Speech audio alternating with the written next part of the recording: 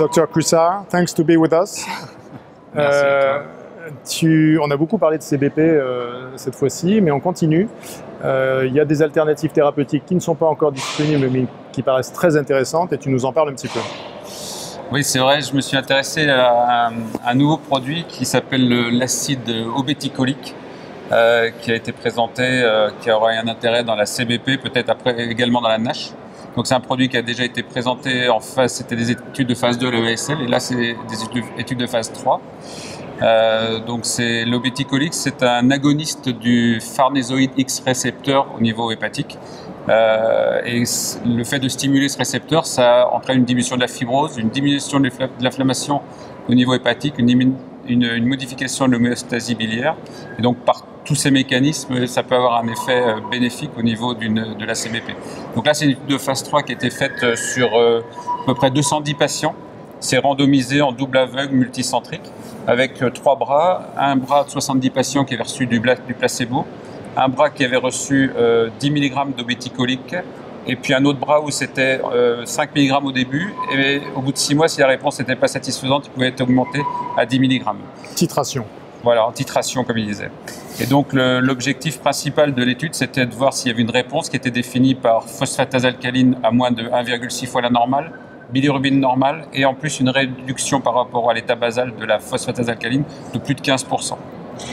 Donc, traitement qui a été fait pendant 12 mois. Et donc, les résultats sont positifs, puisque en termes d'objectif principal, c'est atteint dans 46% des cas avec l'obéticolique, contre 5-6% je crois de mémoire pour le placebo. Ensuite, il y avait une étude au niveau biochimique sur la réduction des phosphatases alcalines qui était de 40% avec l'obéticolique contre 4% pour le placebo. Il y avait également des objectifs secondaires, donc régression des gamma-GT, des transaminases, tout était positif. Et donc, ce que j'ai oublié de dire, c'est que c'est chez des patients qui étaient soit intolérants à l'urso, soit qui n'avaient pas répondu à l'urso, et donc s'ils avaient une dose initialement d'urso stable, elle avait été maintenue. Donc un résultat qui est positif par rapport au placebo en phase 3. En termes d'effets secondaires, le principal c'est le prurite, qui est plus important, qui régresse avec la diminution de dose, mais qui peut être quand même un problème d'effets secondaires. En termes d'effets secondaires globaux, il n'y a pas de différence par rapport au placebo. Les auteurs signalent simplement qu'il y a un petit peu plus d'effets secondaires sérieux, alors sans détailler, mais en disant qu'ils n'étaient pas attribuables à l'acide obéticolique. Donc il n'y a pas plus de précision. Voilà.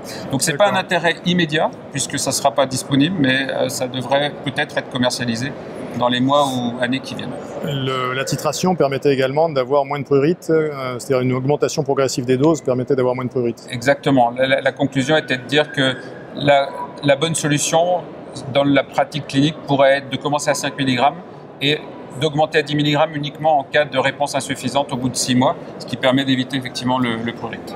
On a été voir la firme qui nous dit qu'elle essaie de s'implanter en Europe l'année prochaine. Exactement. Merci, à bientôt.